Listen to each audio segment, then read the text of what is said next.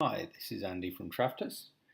Today we're going to give you a quick demonstration about how to use the Travtus Advantage tool for creating and managing service requests. We'll walk through the general flow of creating a service request, scheduling that request to a workman, and then demonstrate to you how the workman receives that via their mobile app in the field and can complete that work order. So we'll start here in the back end. This is the dashboard that the back office users see. And if they've just received a phone call from a tenant and wishing to place a service request, they can do so. They can click on this icon here to create a quick service request. And we'll show you how that works now. So first, by selecting the customer name, and we're going to select Graham Jones here, or you can also search via their address. So if we take 304 604 West, that would pop up here as well. Next thing to do is select what category of service request it is, and here we're selecting an electrical request. And there is a list of subcategories that can be chosen from, and this is fully customizable for your system. You can choose to upload an image file and identify whether there is material available on site to complete the job or whether that's required to be taken. By clicking the Add More icon here, you can add additional requests and jobs that are required to this service request. But today we'll just focus on one. The next thing to do is to select the preferred time and date where the tenant will be available at the property for the work to be completed. Now up to 3 preferred time and dates can be selected there. And then also who the user will be that's at home to grant access to the site.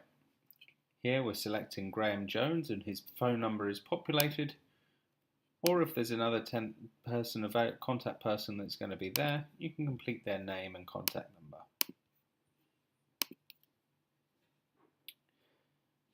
Now that service request has been created, it appears in our service request list. That service request list is accessed via the dashboard.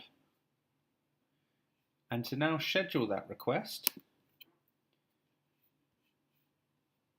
we're going to click Create Job Order. That can be done from the service request list or from inside the job order itself, the service request itself. Now today we're going to select the preferred time and date that the tenant had advised. And we're going to select the workman Andrew Day, who's going to be completing that piece of work.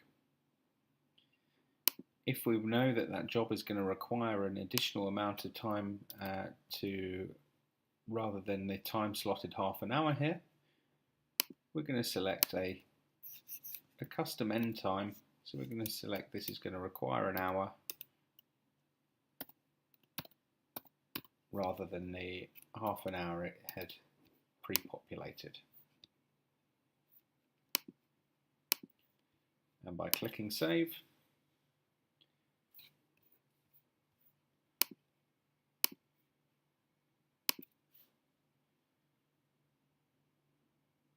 that's now created the job order.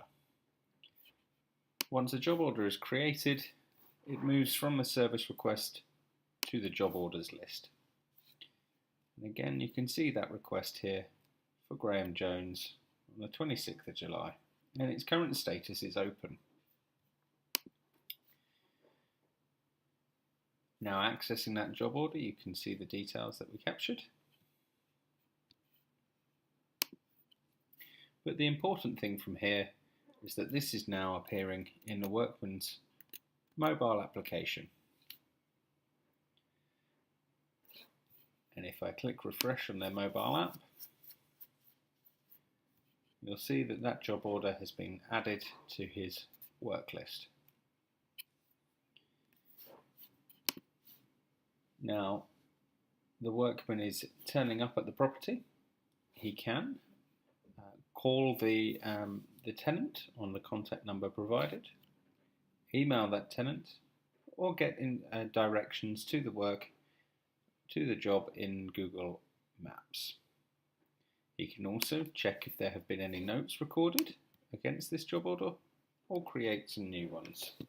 He's going to create a new note here.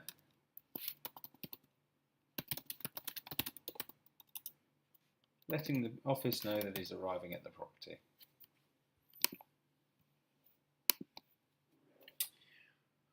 Once at the property, he's going to check into the job, and that's going to start the time recording, and the system now knows that that job is a work in progress and that he is there. His service request detail comes up here, and if there are multiple jobs to be done as part of this work order, those will appear in a checklist here. He's going to identify that this one is now completed and proceed to check out of the job. The application allows him to capture an image via mobile phone by selecting this green button. He's then able to review the detail of the job, request a rating from the tenant, and to take a signature.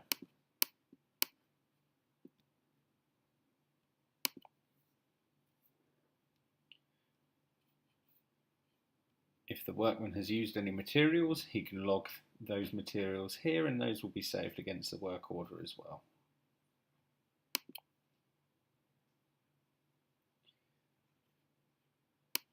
And now the job order is complete.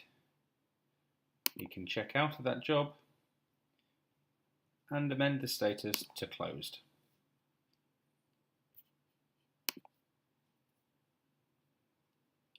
As you'll see back in his list, that job order is now showing as closed and completed. Now back to the desktop application. And again, we can see that this job for Graham Jones is now in status closed. By opening the request, we can see the time that the workman has checked in and checked out of the job, how long he was there, and the current status of that job, the customer signature, any images that were taken on site, and the rating provided by that tenant.